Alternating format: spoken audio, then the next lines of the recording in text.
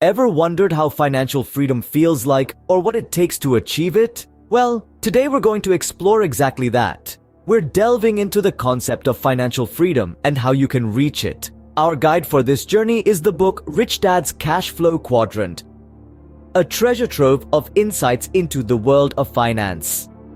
This discussion will arm you with the knowledge and tools to navigate your financial future. So, ready to dive into the world of financial literacy with Rich Dad's Cashflow Quadrant? Buckle up. To start off, we need to understand the Cashflow Quadrant. The Cashflow Quadrant is a concept that splits income sources into 4 categories: employee, self-employed, business owner, and investor. Each of these quadrants represents a distinct way of earning income, and they all have unique characteristics and financial behaviors. Firstly, we have the employee quadrant. People in this category trade their time for money. They rely on a consistent paycheck and value job security above all else. They often lack control over their financial future, as it's largely determined by their employer. Next, we have the self-employed quadrant. Folks in this group own their jobs. They are the masters of their time and income. However, their earnings are directly tied to the amount of work they do. If they stop working, the income stops. Then we have the business owner quadrant. These individuals own a system that generates income. They have a team working for them, and their earnings are not proportional to the hours they put in. Their income is passive, meaning it comes in whether they are working or not. Lastly, we have the investor quadrant. People in this category make their money work for them. They invest in assets such as stocks, real estate, and businesses. Their income is mostly passive, and they have the most control over their financial future. Now, why is understanding this quadrant important? Well, it's because each quadrant has different financial behaviors. Employees and self-employed individuals often pay more taxes and have less control over their financial future. On the other hand, business owners and investors usually pay less in taxes and have more control over their income. The goal here isn't to demonize any quadrant. Each has its own merits and challenges. The key is to understand where you currently stand and where you'd like to be. It's about recognizing the behaviors and mindset needed to transition from one quadrant to another. Remember, where you are in the quadrant might determine your financial future. But can one transition between these quadrants? Absolutely. Imagine the cash flow quadrant as a city with 4 different neighborhoods. You're currently residing in one of them, but what if you want to move to another neighborhood? Well, it's entirely possible, but it requires some effort. The same applies to transitioning between quadrants. The process of transitioning isn't just about moving your money around, it's about shifting your mindset, your skills, and your attitudes towards money and work. The shift is not just financial, but personal too. Let's say you're an employee and you want to transition to the business owner quadrant. This transition isn't just about quitting your job and starting a business. It's about understanding the risks involved, learning how to manage people and resources, and being comfortable with the idea of not having a steady paycheck. It's about transforming yourself from an employee mindset to a business owner mindset. It's similar for all the other transitions as well. If you're a self-employed individual looking to become an investor, you need to learn about different investment options, understand the risk and return associated with each, and also get comfortable with the idea of your money working for you.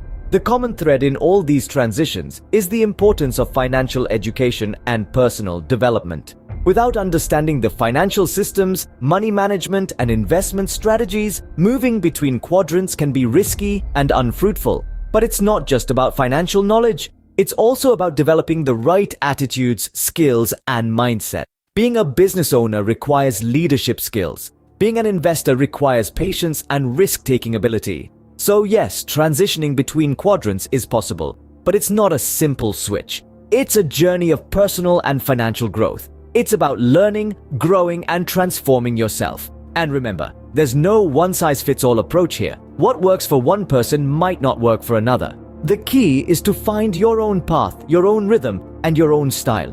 Transitioning isn't easy, but with the right mindset and knowledge, it's certainly possible. So are you ready to take the leap? The journey might be challenging, but the rewards are certainly worth it. Now, let's delve deeper into the importance of financial education. Imagine you're on a journey. You've got a destination in mind, a map in hand, and the will to get there.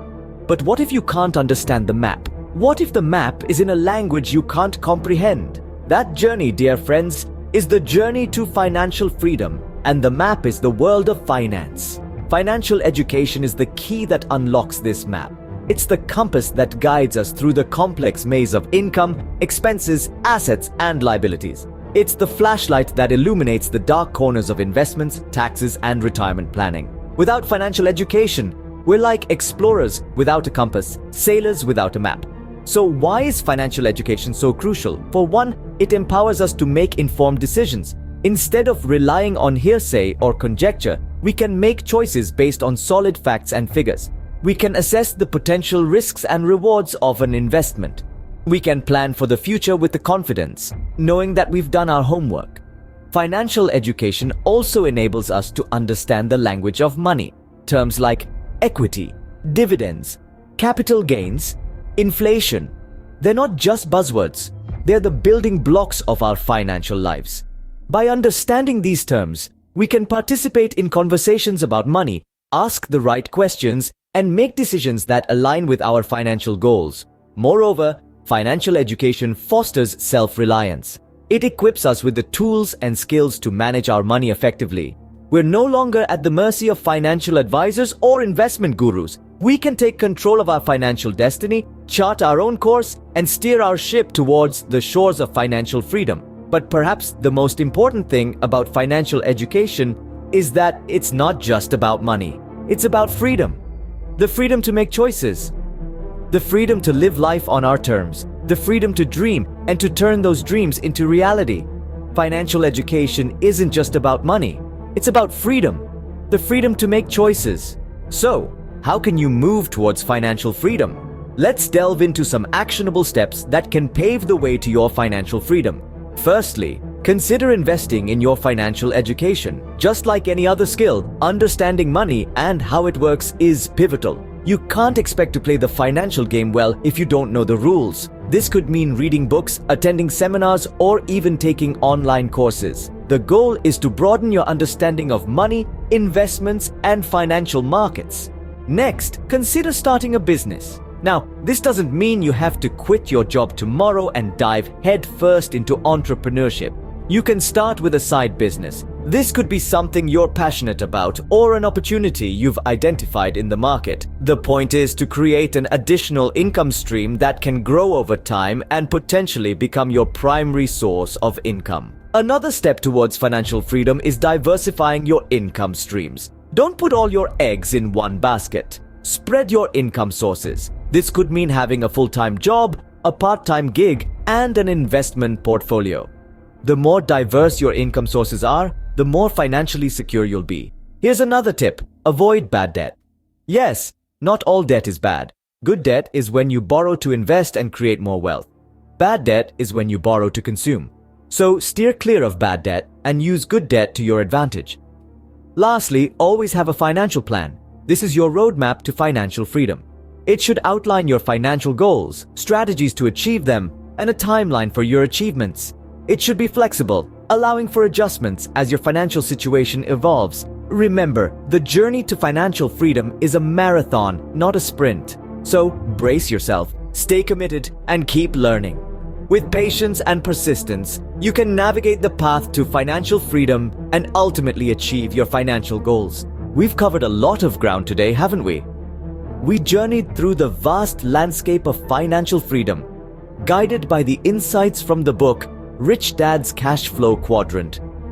We started by understanding the quadrant itself, a compass to navigate the complex world of income generation. We learned about the 4 types of people in the financial world: employees, self-employed, business owners, and investors. Each, with their unique strengths and challenges, contribute to the big picture of global finance.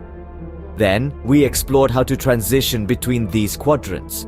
Remember, it's not about staying in one quadrant for life, but about moving smoothly towards the quadrant that aligns with your financial goals and aspirations. We learned that this transition requires not just courage, but also a solid foundation of financial education.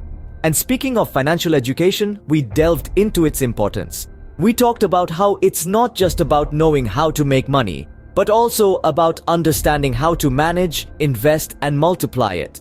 It's a lifelong pursuit, a journey that never truly ends. Finally, we discussed actionable steps towards financial freedom. We learned that it's not a sprint, but a marathon. It requires planning, patience, and perseverance.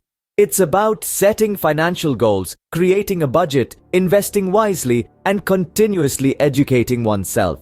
So, what have you learned from Rich Dad's Cash Flow Quadrant today?